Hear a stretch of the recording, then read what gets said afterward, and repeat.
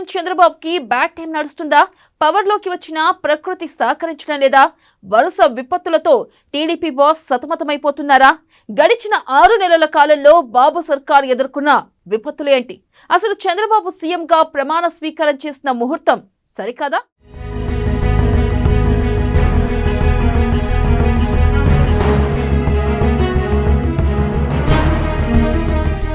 చంద్రబాబు సీఎంగా ప్రమాణ స్వీకారం చేసిన ముహూర్తం సరికాదా? సీఎంగా ప్రమాణం చేసిన తరువాత చంద్రబాబుకు వరుస విపత్తు. నెలకో రీతిలో టీడీపీ అధినేతకు సవాల్. బెజవాడ వాసులు మరిచిపోడి బుడమేరు వరద. విశాఖ ఫార్మా కంపెనీ ఘటనలో 6 మృతి. తిరుపతిలో తొక్కిసలాట ఘటనలో 6 మృతి.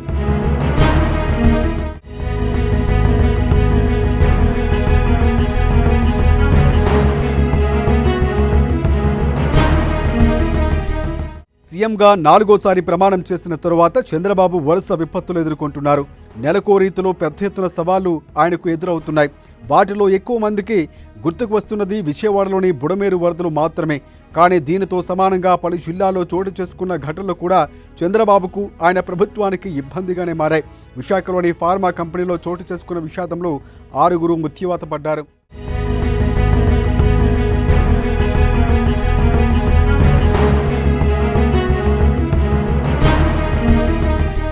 విజయవాడ వరదలో కొన్ని వేల ఇళ్లను ముంచేసింది. ఆ తర్వాత అకాల వర్షాలతో కర్నూలు, నెల్లూరు జిల్లాలు అతలాకుతలమయ్యాయి.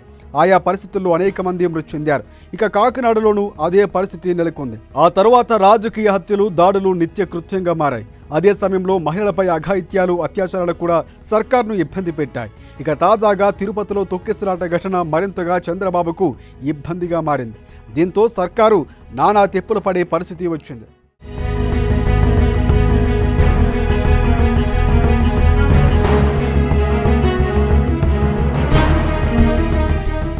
అయితే ఏ సమస్య వచ్చినా వెంటనే రియాక్ట్ అవుతూ దానిపై విపక్షాలు రియాక్ట్ అయ్యేదాకా కూర్చోకుండా చంద్రబాబు చాలా వ్యూహాత్మకంగా వ్యవహరించి వాటి నుంచి కొంత రిలీఫ్ పొందారు.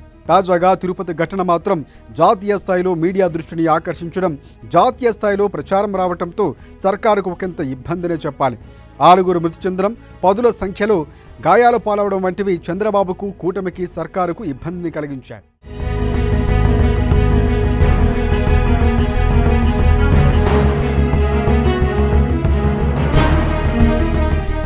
ఈ పరిణామాలు గమనిస్తున్న తమ్ముళ్ళు సీఎంగా చంద్రబాబు ప్రమాణ స్వీకారం చేసిన ముహూర్తం సరికాదోమోననే కామెంట్లు కూడా చేస్తున్నారు.